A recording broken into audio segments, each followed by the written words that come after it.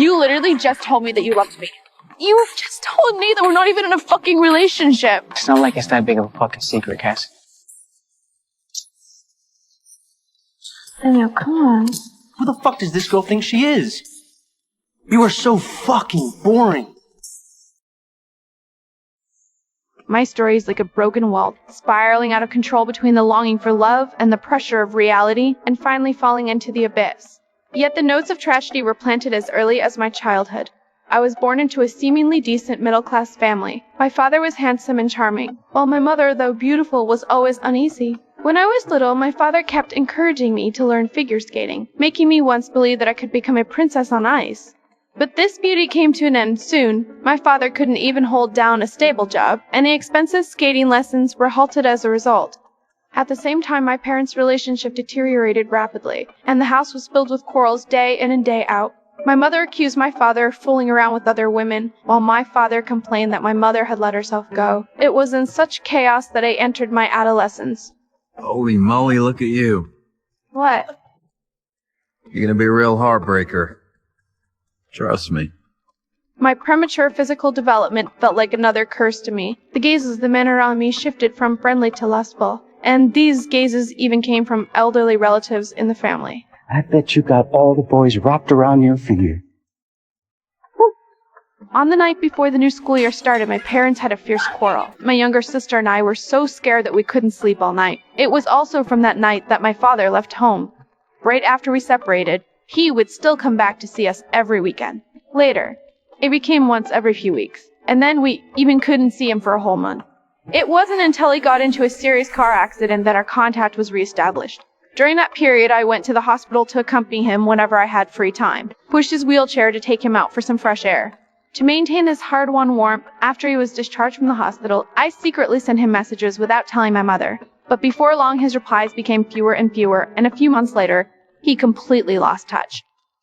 When I saw him again, I was shocked to find that he had become addicted to drugs. Being so a loving father, he turned into a stranger controlled by drugs.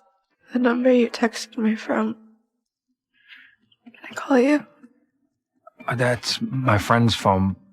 But I promise I'll reach out to you with my new number. Don't cry, baby. I'm okay, I'm fine. Don't... I just miss you, Dad. I miss you, okay? I love you.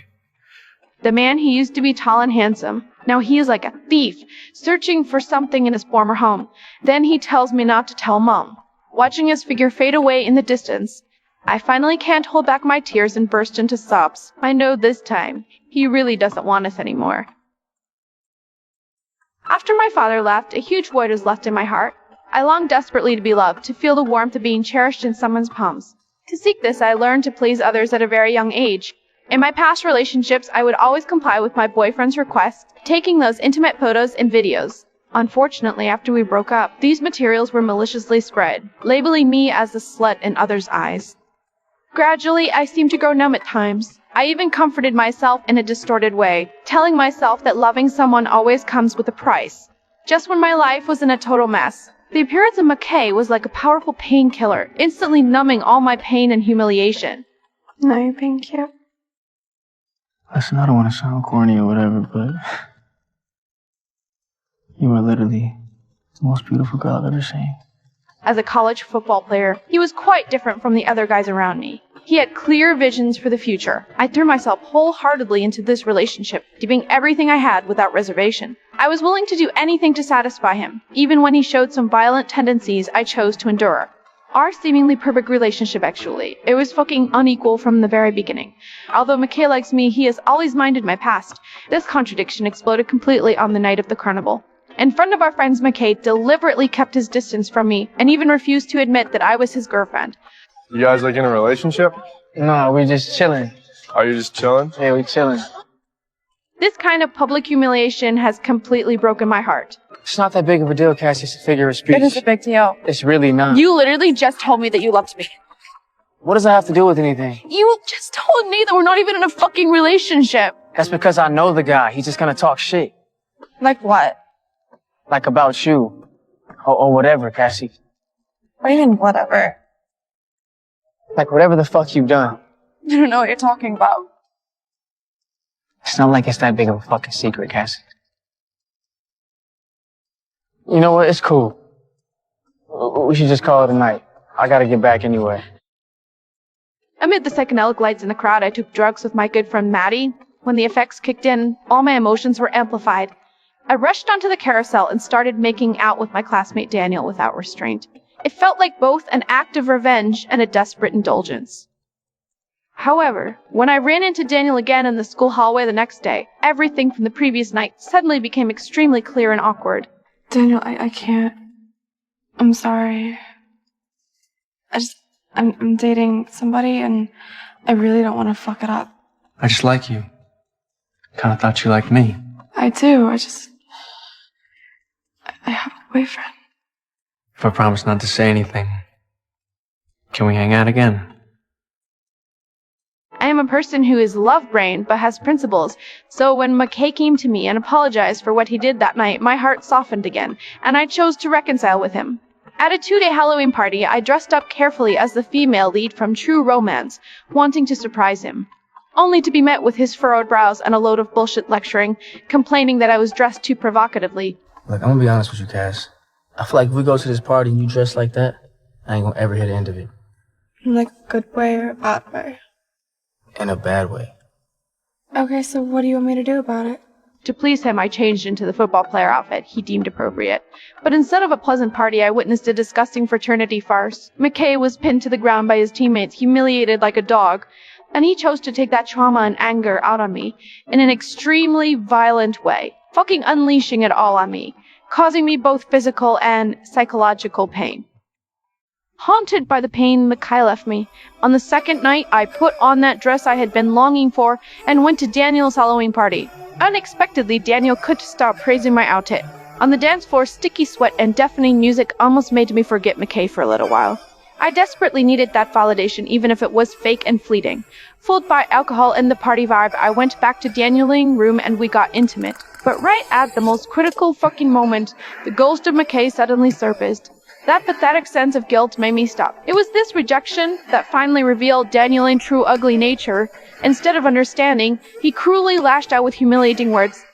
You think I'm here because I'm interested in you? And what you have to say, or what you think about things as if you're so fucking interesting? Fuck, are you dumb? You came on to me, remember? And ever since then, you show up, you lead me on, and then you whine about your fucking boyfriend. Hey, I'm gonna be honest with you because no one else will. Any guy who says he's interested in you beyond just fucking you is full of shit. So good luck with your boyfriend. His attack hit right where it hurt most. If McKay's blow felt like a heavy punch to me, then Daniel's words were like a slow, torturous laceration of my soul. They completely confirmed the deepest fear in my heart. I am nothing but a worthless wretch unworthy of love. After being brutally battered by life until there was no intact skin left, my emotional world had become a complete ruin. Just my fucking luck. Fate decided to deal me the cruelest blow. Yet I found out I was pregnant. This news was both a bolt from the blue and twistedly carried a sliver of desperate hope. My deranged mind began to fantasize that this child might be the last chance to mend my relationship with McKay, and my only hope to break free from this godforsaken past and have a real family. Yet, when I told McKay the news, reality shattered all my fantasies in an eye. McKay's reaction was pure panic and evasion, and he didn't hesitate to suggest an abortion. He repeatedly emphasized that he was at a critical point in his studies and football career and couldn't handle the responsibility of fatherhood. Every word he said showed no regard whatsoever for my fragility and helplessness at that moment. Cass, I don't even think you want to have this baby, okay? It's not a fucking fairy tale. Like, this may seem all cute and cuddly to you, but this is real shit. I'm not even ready to be a dad. I don't know if that's selfish to say or whatever, but children are fucking scary. But I say we don't do it. I'm not saying I'm gonna have a baby.